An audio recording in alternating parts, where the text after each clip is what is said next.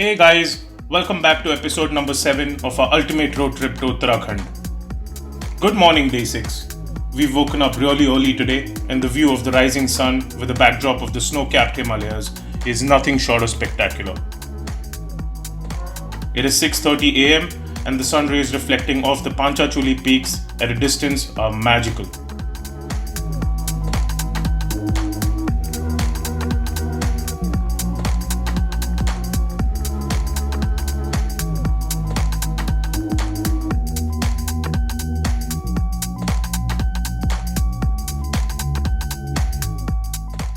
4 hours later, the feeling of having to leave Munsiyari is slowly sinking in. We are done packing up and it is time to say bye to Biju's inn. What a place this had been. Obviously, we did not feel like leaving here anytime soon, but we had to move on.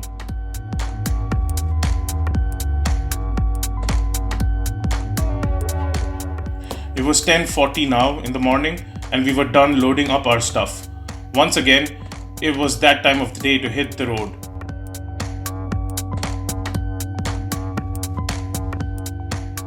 We did not waste too much of it and were soon on our way.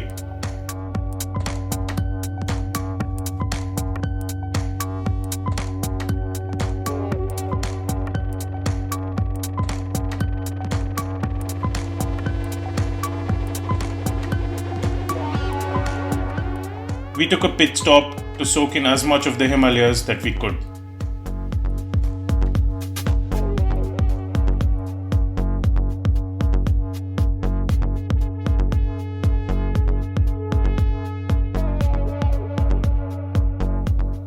We were back onto the narrow, winding Munsiyari road. This time, however, the situation was very different. The sun was out and the weather was clear. This road was epic.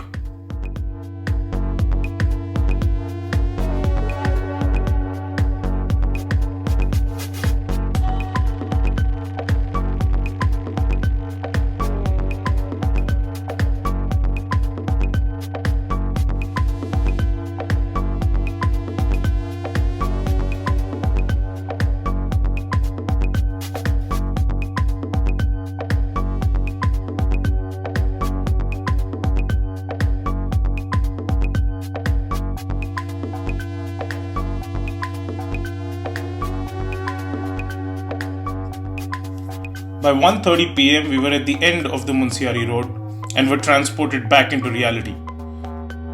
There was major road work up ahead and the road was shut. After 3 hours of a blissful drive, this was a buzzkill.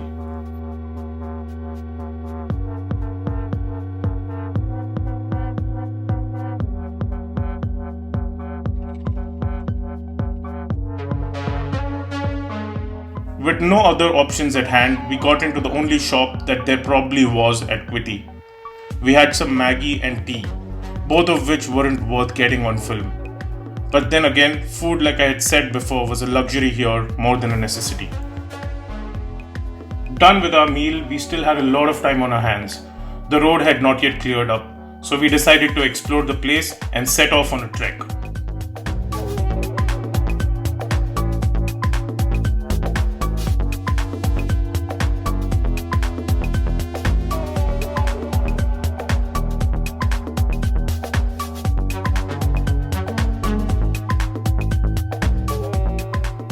Welcome to a place called Door. We got off the main road and followed the old path that led us to an ancient temple on the banks of a river. We don't know which one though.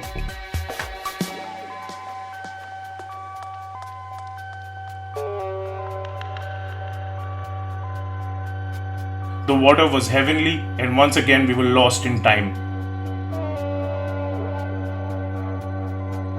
We took a dip to beat the heat and lazed around here for a couple of hours.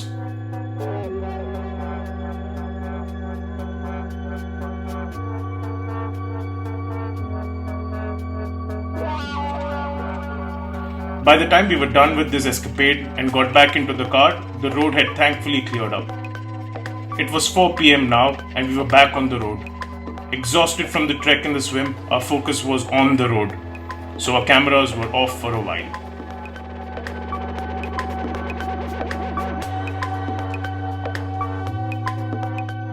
5 hours later, we were approaching Almora, and that is when we got the cameras rolling again.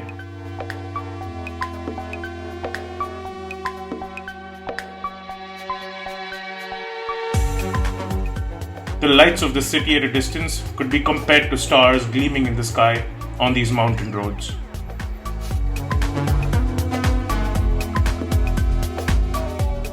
It was 10 p.m. by the time we crossed Almora, and our next destination was Dhanachuli. It was still an 80-kilometer drive from here. The stretch from Almora to Dhanachuli was amazing. We did not see a single human being on this road. It was borderline spooky, but equally mind-numbing to know that it was just us and the road. We finally got to Dhanachuli at close to 1:30 a.m. We weren't expecting food at this hour, but our friends at Camp Artscape were right up there in the hospitality department. After some rum and boiled eggs for dinner, it was time to pass out. Welcome to Camp Artscape at Dhanachuli. This was the last leg of our Uttarakhand expedition. Dhanachuli again is at a height of over 2000 meters and is close to Garhwal. We were the first visitors to Camp Artscape and were there because the owners were our friends. While the camp was still in the making, we got a good look at the place.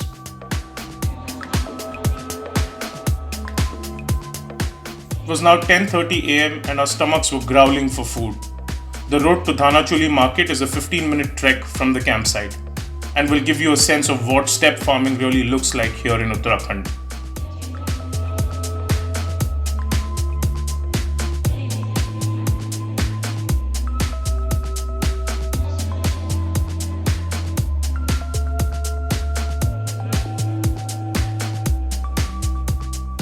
We got to the breakfast place by around 11:15 a.m. Nothing fancy for breakfast, but that doesn't mean it was not tasty. We had some parathas with chole and bhindi aloo ki sabzi. The next stop was the Balugad waterfall. We got there by around 1:15 in the afternoon. Yes, there is a 10 rupee per person ticket that you need to procure before you can head on to the trek to the actual waterfall site. 15 minutes later, we were on our way to the waterfall. It was quite a distance.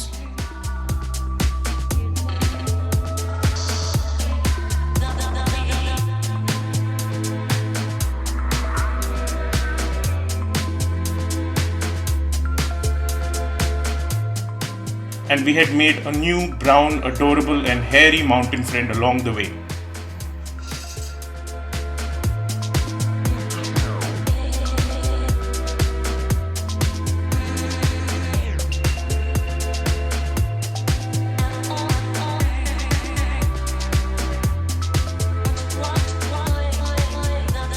After half an hour of him leading the way, we finally got to a point where we came across a signboard that read waterfall. So it's true, there is indeed a waterfall.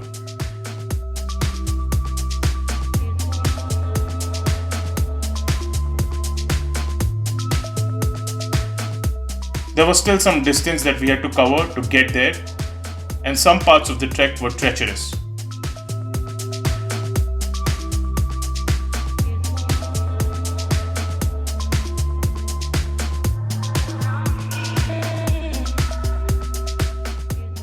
It was difficult to keep the excitement levels high at all times, but our four-legged friend was in no mood to let go. He kept us entertained through the course of the trek and was almost always leading the way. There was just this one instance where he sort of took a break and looked at us try to get to the other side of a steep slope.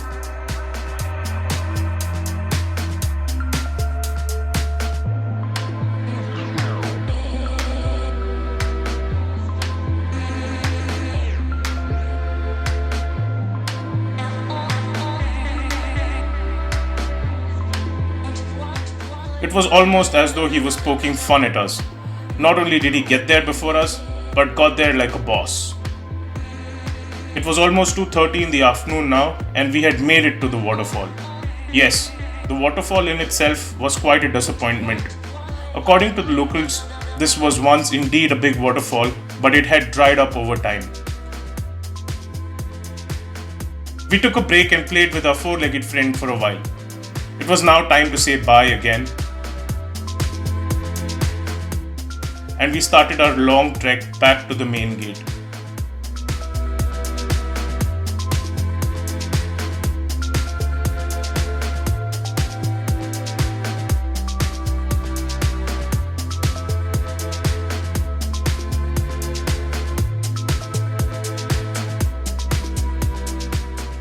In 40 minutes, we were back to the gate and on our way to where the car was parked.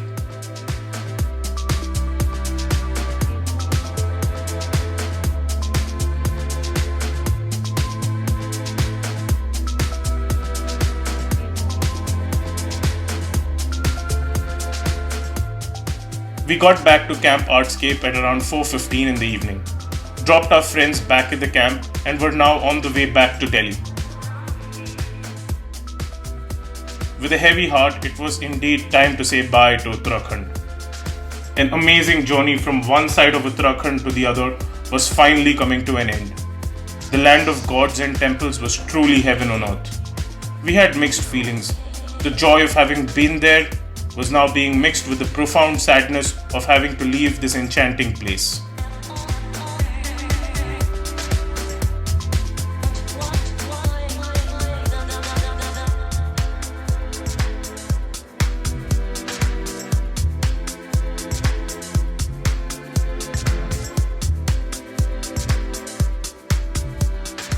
Anyway, we moved on to the next stop, and before we could hit Delhi, it was Haldwani that we got to.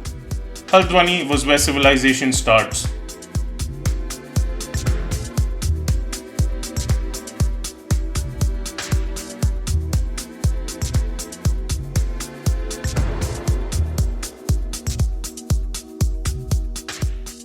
While we might be done with Uttarakhand, there is a lot more exciting stuff that we need to put up here. Stay tuned, keep watching, and subscribe if you like what you see. Bye bye.